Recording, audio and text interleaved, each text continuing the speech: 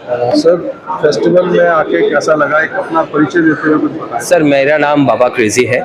मैं एक कलाकार हूँ, डांसर। मैं बुगी बुगी विनर हूँ, डांस विनर हूँ। इंडिया को रिप्रेजेंट करता हूँ और इंडियाज़ गॉट टैलेंट का क्वार्टर फाइनलिस्ट भी रह चुका हूँ 2015 का।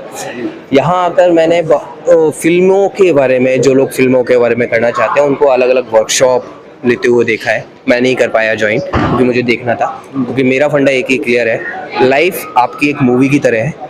स्क्रिप्ट बनाओ, जो आप करना चाहते हो उसको सोचो और उसको करो। और कैमरा तो हाथ में लेके घूमते ही है हर कोई, तो वो लेके घूमना शुरू करो, कोई नहीं रोक रहा आपको। एंड देन सी, अगर आपको कंटेंट की कमी है तो फोकस सोशल अवेयरनेस पे काम करो। किसी को गाली देने की जरूरत नहीं है, सिर्फ काम करने की जरूरत है। क्योंकि एक बात हमेशा दिमाग में रखना कि मानता हूँ कि इस देश का हर गली मोहल्ला मेरा है, इस देश का हर बच्चा मेरा है। उसको साफ करने का, उसको क्लीन, उसको वर्ल्ड बेस्ट बनाने का जिम्मा भी मेरा है। लेकिन अब मैं दुनिया से पूछना चाहता हूँ, जिस देश के लोगों से पूछना चाहता हूँ कि तू ही बता मेरे यारा, ये देश अकेला मेरा है। मैक्सिमम लोग अपने अधिकारों की बात करते हैं लेकिन कर्तव्य अपने नहीं निभाते। कर्तव्य तो तभी निभेगा ना सर, जब इंसान अपने आप को बेचारापन से हटाएगा। क्योंकि जब भी बात करेगा इसने ऐसा कर दिया, उसने ऐसा कर दिया, भाई बेचारा क्यों बनाते हो अपने आप को? आपको बेचारा नहीं बनने का, आपको अपने आप को प्यार करना है, अपने आप को प्यारा बनाना है। बेचारा नहीं, प्यारा बना रहा हो, तभी आप आगे निकल सकते हो और कुछ नहीं हो सकता आपका। दिल्ली सरकार की ये पहल जो है, पहली बार जिस तरह से फेस्टिवल यहाँ दिल्ली में आयोजित हुआ।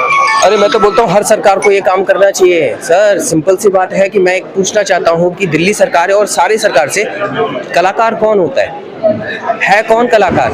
कलाकार दुनिया का सबसे पहला इंसान होता है जिसने ईश्वर को देखा। अगर वो ना देखता ना तो दुनिया अपने ईश्वर को देख ही नहीं पाती।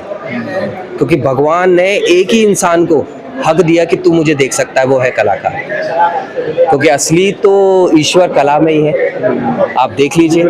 क्योंकि आपको अगर ईश्वर की भक्ति भी करनी होती है तो सर कला की जरूरत पड़ती है, क्योंकि भजन मंडली वगैरह जो भी है वो कला से ही आती है। और इंडिया कला के क्षेत्र में सबसे आगे रहा है। सो मैं यहाँ पर एक ही चीज लेके आया हूँ कि खिलाड़ियों को मौका मिल सकता है देश के लिए मेडल जीतने का, तो कलाकारों को क्यों नहीं? तो मैं दुनिया का सबसे पहला आर्ट ओलंपिक ऑर्गेनाइज करूंगा। मैं यहाँ इसलिए आया हूँ कि दिल्ली सरकार को शायद कोई मिल जाए जिसको मैं बता सकूँ कि मैं पिछले 12 साल से ये बात लगा हुआ हूँ। और स्कूल वालों को भी ये बोलना चाह रहा हूँ कि आई करके हिंदी पढ़ाते हो, 1 2 3 करके मैथ्स, एक ABCD करके इंग्लिश पढ़ाते, तो कला क्यों नहीं पढ़ाते? बताइए आपने कौन सा कलाकार बनाया है स्कूल में? स्कूल डॉक्टर, इंजीनियर, IAS और वो तमाम इंसान बनाता है जो किताबी ज्ञान से बनता है, बट कलाकार नहीं बनाता। कलाकार हम खुद बनाते हैं अपने आप को। तो जैसे बहुत सारे स्कूल में कला, जैसे सर वहाँ पे एग्जाम नहीं होता सर, वो चॉइस है, वो एग्जाम नहीं होता। अच्छा बताइए 10th में कब बोर्ड का एग्जाम हुआ? भाई मुझे डांस करना था, मुझे लिए नहीं थी वो एजुकेशन। आप बच्चे को नालायक तो कह देते हो, लेकिन वो लायक बनाने के लिए उसको एजुकेशन तो दो। आपने सिर्फ किताबी ज्ञान तक को ही सीमित कर दिया कि यही एजुकेशन है, और कला या दूसरे क्षेत्र को आपने सिर्फ चॉइस में रख दिया। नहीं, जितना मैथ्स जरूरी है उतना कला भी जरूरी है। क्योंकि कला आपको स्किल डेवलप करती है, आपको कॉन्फिडेंस देती है, आपको ये बताती है कि आप क्या कर सकते हो।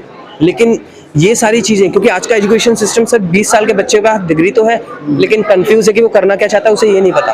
और एक 10 साल के बच्चे को पता चल जाना चाहिए सर कि उसका क्वालिटी, उसका टैलेंट क्या है। 15 साल उस बच्चे को मैं फोकस करके उसे वर्ल्ड चैंपियन बना सकता हूँ। That's my motive and that's my thing जो मैं करने जा रहा हूँ। This is my purpose. Thank you so much, बहुत शुभकामनाएं। धन्यवाद सर, बिल्कुल। और ये दिल्ली गवर्नमेंट तक बिल्कुल मेरी जानी चाहिए कि आर्ट ओलंपिक भी जरूरी है, कलाकारों की IIT भी जरूरी है। Thank you so much sir.